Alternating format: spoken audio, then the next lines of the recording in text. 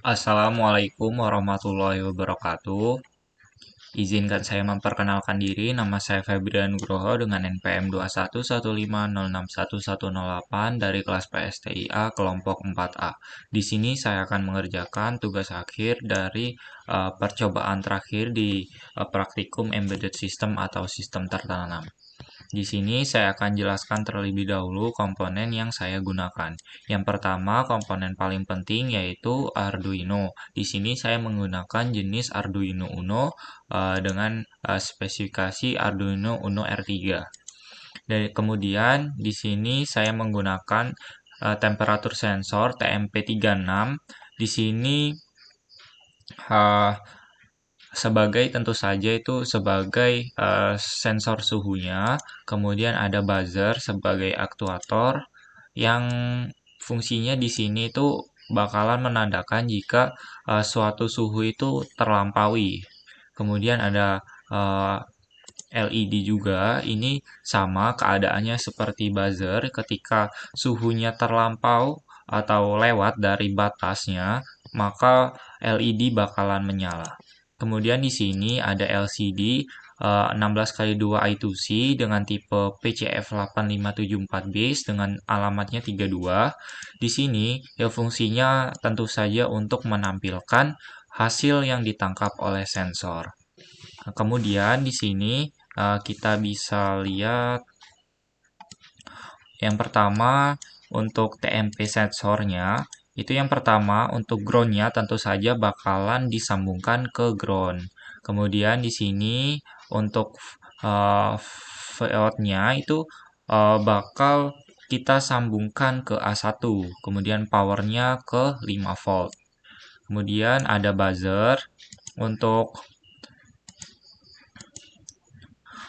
sumbu negatifnya kita sambungkan ke ground. Kemudian untuk yang positif kita sambungkan ke sebetulnya terserah kita, tetapi saya menyesuaikan dengan source code juga. Jadi saya atur untuk sumbu positif itu ke angka 2. Kemudian untuk LED untuk anodanya saya hubungkan dengan pin 3, kemudian untuk katodanya saya hubungkan dengan ground.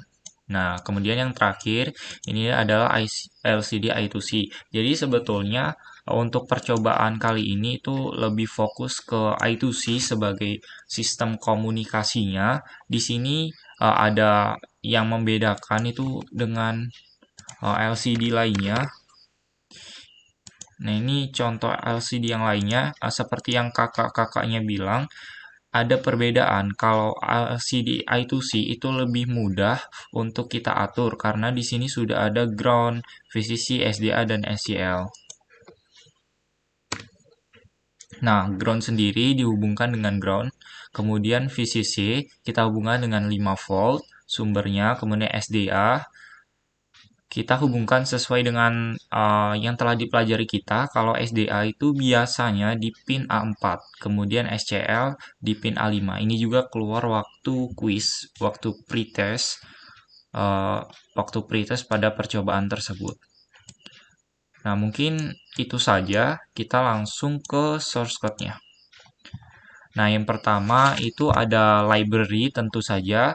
Nah, library wire.h itu digunain untuk komunikasi antara I2C, antara Arduino dan modul LCD I2C. Kemudian Liquid Crystal di sini itu sebagai penyedia fungsi-fungsi dan mengendalikan modul LCD I2C. Kemudian di sini bakal ada definisi konstanta, maksudnya gimana? Di sini TMP. Nah, TMP itu kita masukin kemana? Ke A1 ternyata di sini. Kita bisa lihat A1, kemudian buzzer ke pin 2, kemudian LED pin di nomor 3. Nah, itu disesuaikan aja. Kemudian ada kalau TMP tentu saja tadi itu digunakan untuk menentukan pin analog tempat sensor suhu terhubung. Ini buzzer pin juga sama, menentukan tempat yang terhubung dengan buzzer pin dan LED pin pun juga seperti itu. Kemudian ada objek LCD I2C. Ini dibuat dengan menggunakan kelas tadi yang kita telah definisikan di sini. Nah, di sini ada alamatnya, menentukan alamat LCD, jumlah kolom, dan jumlah baris. Kemudian di sini ada suhu volt dengan tipe float. Di sini itu ada variabel pendefinisian awal. Di sini bahkan voltnya itu 0, kemudian suhunya itu 0 juga. Kemudian ada void setup.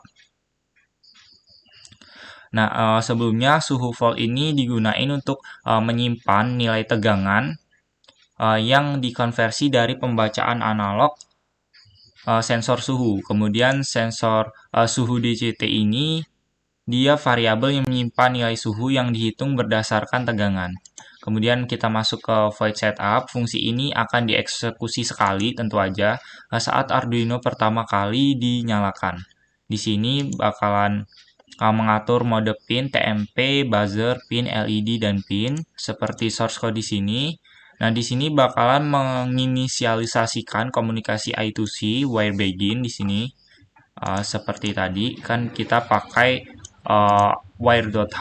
Nah, ini salah satu bagiannya. Kemudian di sini menginisialisasikan LCD-nya dengan barisnya 16, kolomnya 2. Kemudian di sini bakal backlight-nya itu menghidupkan backlight LCD.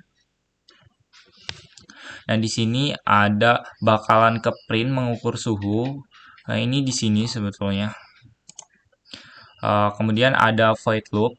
Ini akan dieksekusi secara berulang membaca nilai analog dari pin TMP menggunakan analog read yang disimpan dalam value. Nah, kemudian mengkonversi nilai analog menjadi tegangan dalam volt dan menyimpannya di variabel suhu volt. Nah, di sini bakalan dikonversi ADC ke tegangan dalam volt. Nah, ini perhitungannya saya dapat segini. Kemudian untuk konversi tegangan yang didapat menjadi suhu dalam Celcius, tentu saja ini pakai rumus suhu volt dikurang 0,5 dikali 100.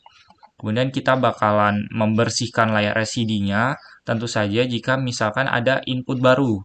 Nah, berdasarkan kalau ada pengulangan gitu bakalan dibersihin dan bakalan menampilkan kembali.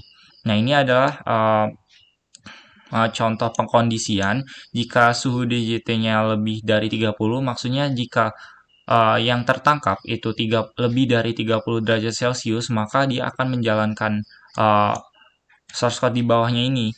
Yang if atur kecerahan buzzer 0 sampai 255.